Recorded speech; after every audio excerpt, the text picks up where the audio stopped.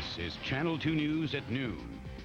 Good afternoon, everyone. He makes a living making people laugh. But this noon, comments that comedian Jackie Mason thought were funny might have landed the Brooklyn native in some very hot water. Channel 2's David Diaz joins us right now with a report on how the honoree's brand of humor has turned now into a political sore spot. David, what now?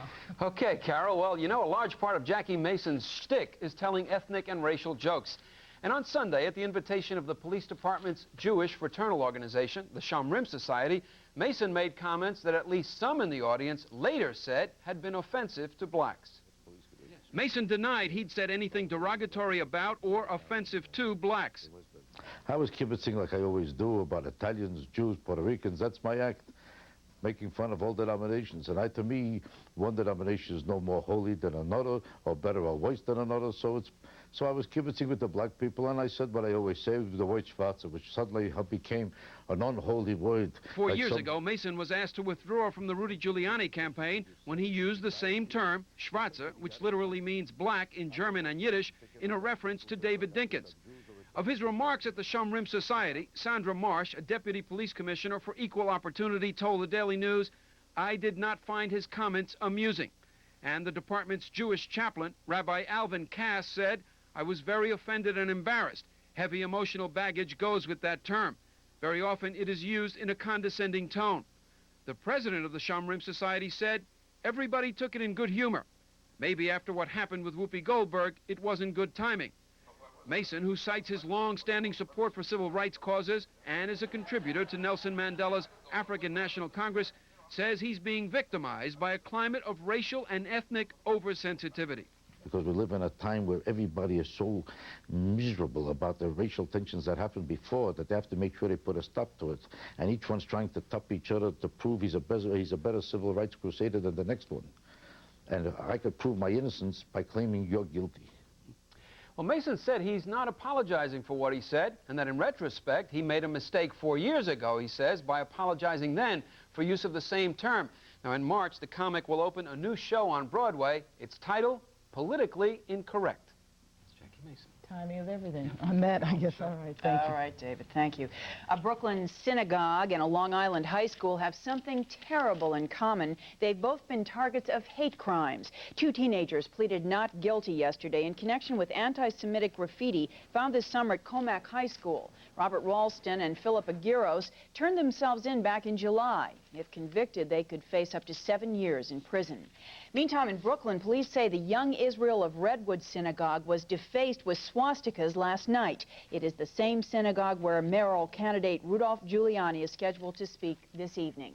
All right, and thousands of women of all races gathered in Midtown Manhattan last night to rally behind Mr. Giuliani. This $30 a plate fundraiser at the Sheraton Hotel was hosted by Donna Hanover Giuliani exactly 3 weeks before the mayoral election. The candidate spoke out on one issue that cuts across all walks of life, and that, of course, is crime. Next week, Mayor Dinkins will address his female supporters at a luncheon with First Lady Hillary Clinton. Well, one issue that's sure to bring residents to the polls on November 2nd is the question of secession on Staten Island. At this hour, Borough President Guy Molinari is announcing his opinion of the plan to break away from the Big Apple. And Channel 2's Reggie Harris is live at City Hall with Borough President Molinari to hear his thoughts. Reg.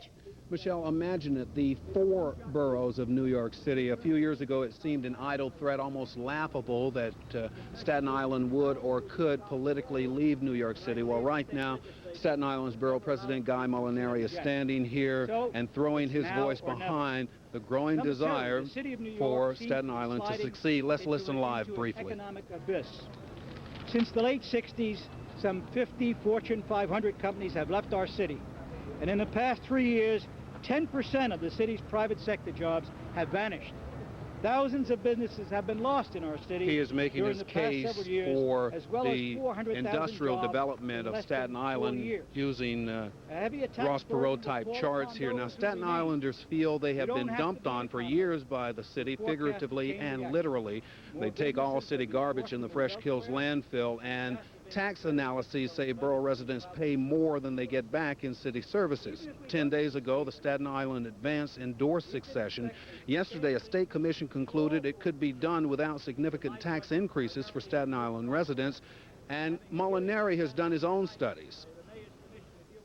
We've just concluded 3 separate consultant studies which convinced me that although there's some risk to be taken and we might have to pay some higher taxes, it's a risk worth taking.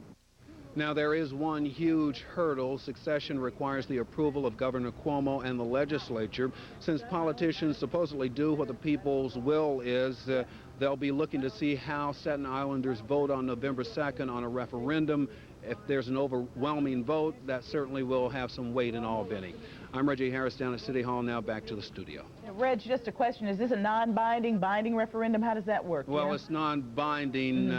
It is a harbinger, sort of a bellwether, tell people how the island feels. And, of course, if they get a big vote there, that's going to carry some weight with the governor and the legislature. Okay, thank you, Reg Harris. And it's interesting you bring that up because in a related kind of story, but a different Commonwealth involved here, preliminary results are expected this afternoon from 32,000 votes that have been cast on the future of Puerto Rico. Now, for 3 days last week, polls in New York City were open for voters who were born in Puerto Rico or whose parents were born there. They chose whether they wanted Puerto Rico to remain a Commonwealth, seek independence, or become the 51st state.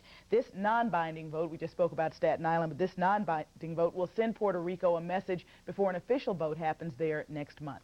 In other news, the hustle and bustle is back at Grand Central Station this Wednesday, 16 hours after a smoky fire at the terminal. Channel 2's Cindy Hsu is live at Grand Central with an exclusive look at the fire scene. Cindy. Well, Michelle, we've been here all morning and things are running very smoothly. A much different story than last night when the fire shut down Grand Central and threatened to do the same thing this morning. Now, we're talking 100,000 Metro North commuters that would have had to find other ways into the city. Now, when the fire broke out here, smoke went everywhere, even into some of the trains just about to pull out. I was in the train and we were leaving, there's a lot of smoke and people were coughing. I had a napkin over my mouth because it was pretty heavy when we were first coming out of there.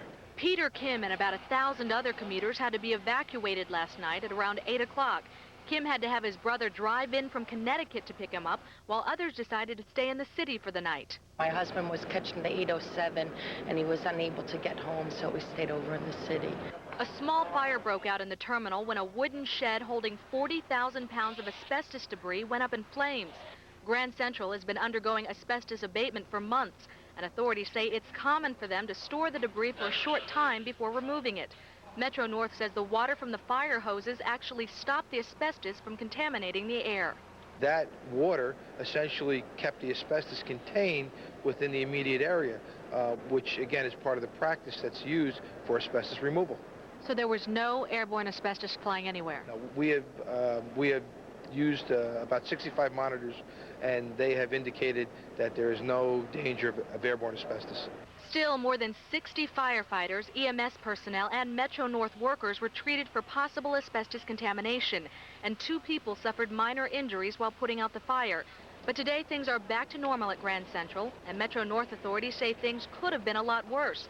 They say 500,000 people come through the terminal every day, and shutting it down would have been like shutting down a small city. Thank heavens it came towards the end of the rush hour, otherwise it would have been just murder here. And we were very much concerned that we weren't going to have a rush hour at all this morning. So we were really living from moment to moment. But as we said, things are running smoothly, so a commuter's nightmare has been avoided. Now, as for what sparked this blaze, fire investigators don't know at this point. They are on the scene, but say that it could take weeks to come up with the cause for the fire. I'm Cindy Hsu reporting live from Grand Central Terminal. Back to you in the studio. Okay, Cindy, thank you. The man accused of being at the center of the World Trade Center bombing may soon be moving to a Manhattan federal prison. New York Newsday reports that Sheikh Omar Abdelrahman will be transferred from an upstate facility in just a few days. The reported purpose of this move is to allow the Muslim cleric to plan his legal defense. Abdelrahman is charged with conspiracy. He is also the spiritual leader of several suspects who are charged in the terrorist bombing that killed 6 people last February. And we have this just in. A court in Germany today convicted a man of attacking tennis star Monica Seles in the middle of a match. But he was given a 2-year suspended sentence, which will keep him out of jail. Seles was playing at a tournament in Hamburg last April when the man stabbed her in the back. 39-year-old Gunter Parch testified yesterday that he wanted to hurt Seles so his favorite player, Steffi Graf, could regain her spot as the #1 women's player.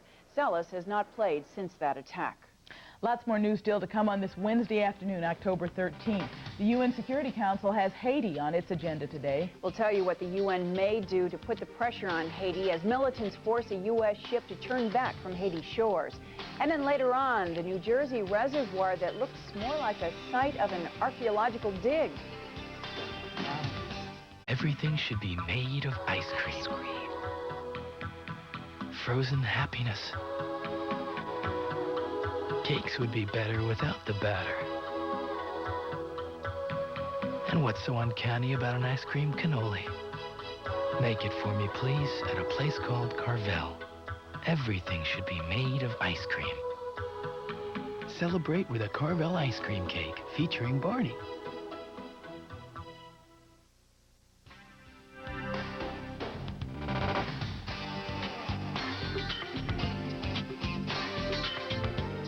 The economic fate of Haiti could be decided this afternoon.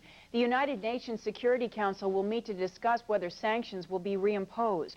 Meantime, the ship carrying U.S. and Canadian military advisors was sent back to the Navy base at Guantanamo Bay in Cuba. Militants prevented it from docking in Haiti yesterday. Haiti's exiled President Jean-Bertrand Aristide predicts the U.S. would be swamped by Haitian boat people if the agreement to return him to power fails. President Clinton's envoy to Somalia is hinting that the release of a captured pilot may come soon. Robert Oakley says there are, quote, optimistic indications that Chief Warrant Officer Michael Durant, captured more than a week ago, will be freed soon. But Oakley is not releasing any details. And meanwhile, today, Congress will receive a written report from the White House on U.S. activity in Somalia. Bell Atlantic is dialing up one of the biggest deals ever, and it's predicted that this historic merger will change the way you get information and entertainment in your home. The telephone company announced in Manhattan this morning that it is buying Telecommunications, Inc. That's the country's largest cable TV systems operator. This deal, which is one of the largest mergers ever, shows how quickly communications are changing so that voice, video, and computer information will soon be delivered through a single connection into your home. Customers of this new Bell Atlantic will be the first in the nation to benefit from the next generation of interactive services, not just entertainment, but also education and home shopping and health care and so on. And CEO Raymond Smith is calling this merger, which is estimated at up to $33 billion, the perfect information age marriage. Incredible stuff. When we come back from a break, more kudos from the Nobel Committee to scholars at Princeton University. But first up, the noon health watch and how a few steps at the doctor's office could help physicians predict the survival rate of heart patients.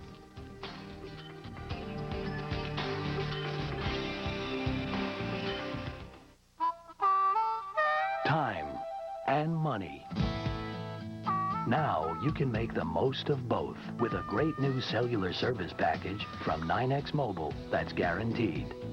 It starts when you call this number and sign up for our 26-month Simplicity plan. You get 50% off selected top-quality cellular phones, guaranteed.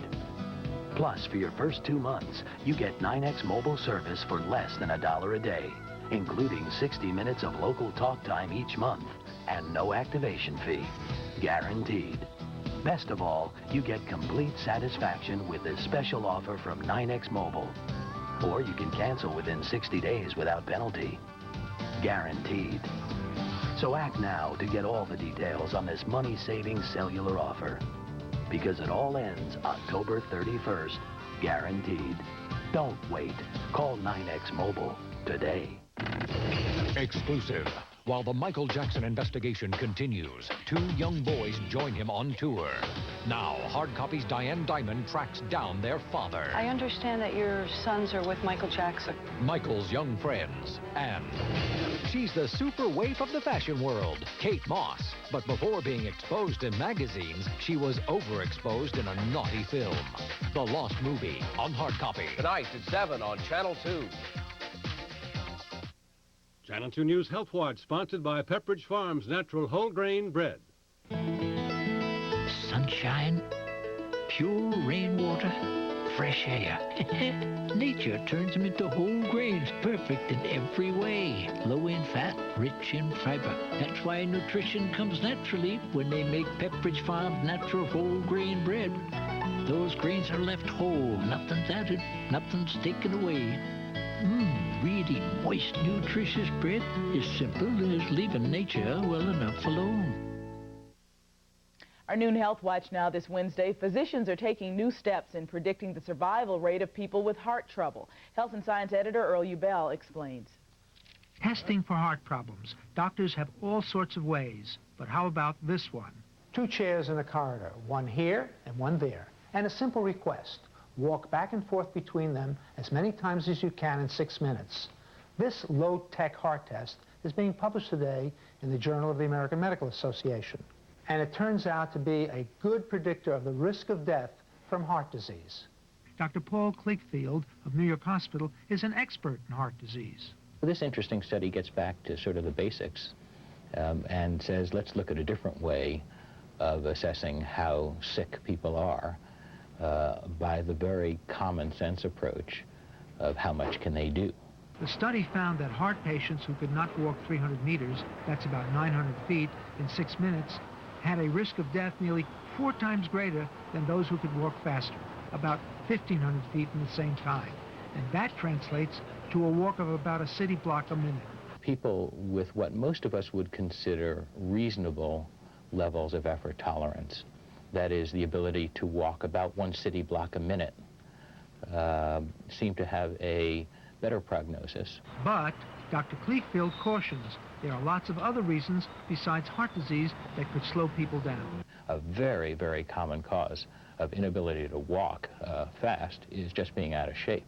This test is just one of many.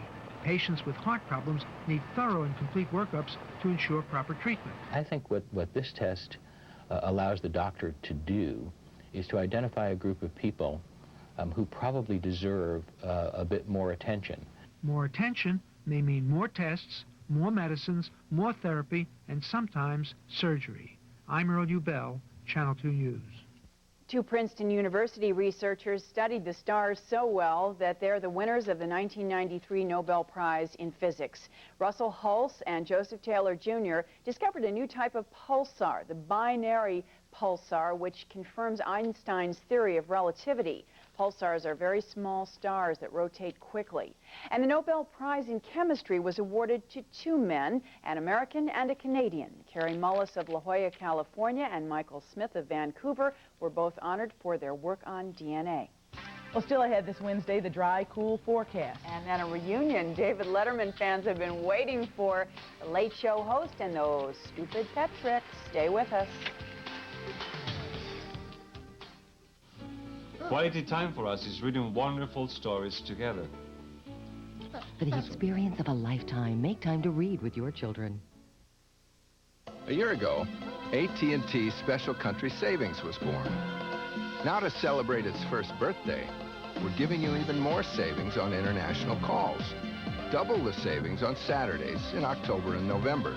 And not just to 1 or 2 numbers, but to everyone you want to call in the international country of your choice. 30% off with AT&T. Call now to sign up and enjoy a birthday gift from us to your favorite country. I'm Roseanne Coletti with a reminder. The Troubleshooter Hotline is open weekdays from 11 a.m. till 1. So if you've got trouble, call our volunteers from the National Council of Jewish Women at 212-582-0220.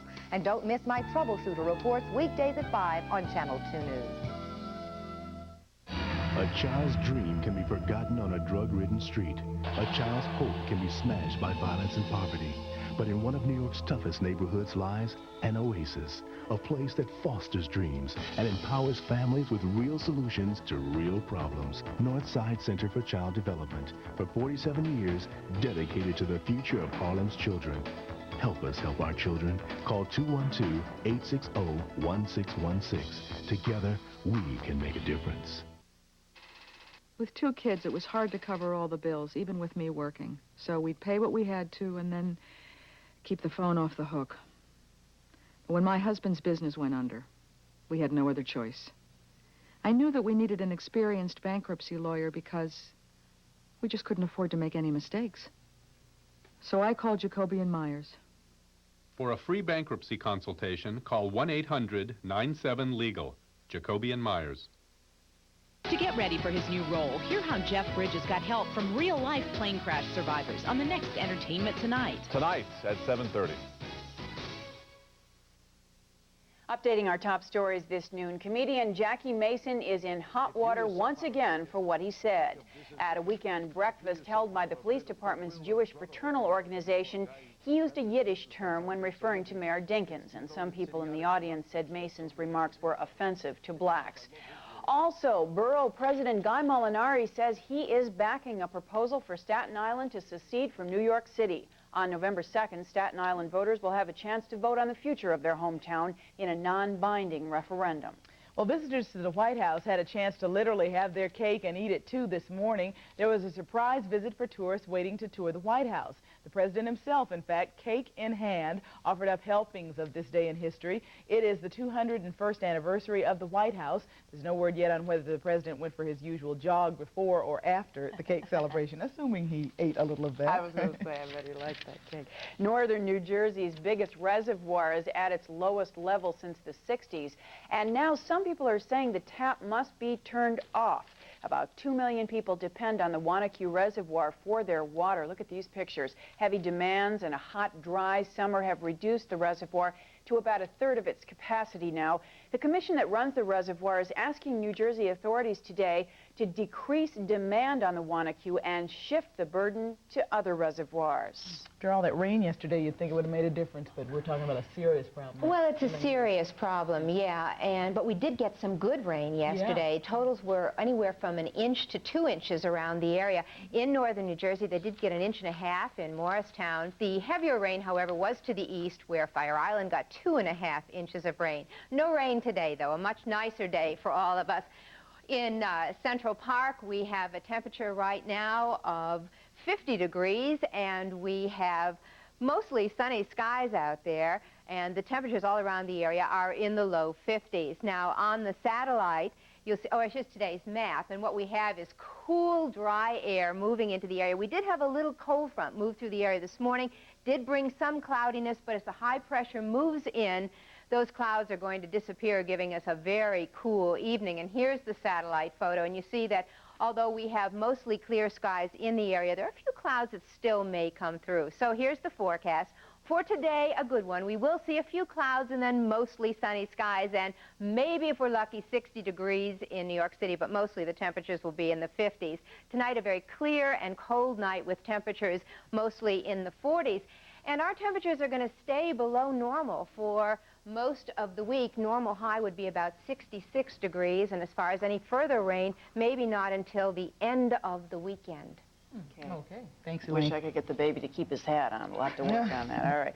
Finally, proof that you can always teach an old dog some stupid tricks. And The Late Show with David Letterman was the perfect place last night to see pet tricks at their finest. This dog, belonging to a Queens man, went up a ladder and down a slide, all with a monkey on his back. And then it was time for some horsing around. Good one. There we go. Okay. Right here. Right here. All right.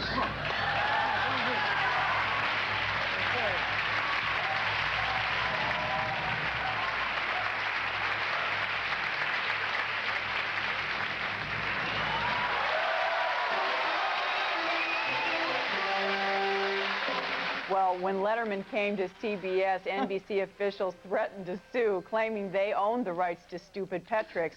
But what you just saw is being called Late Show Pet Tricks, okay? And you can see, that's right, The Late Show with David Letterman every night right here at 11:35 on Channel 2. We're staying up for it. That's it for now. I'm Carol Martin. See you at 6.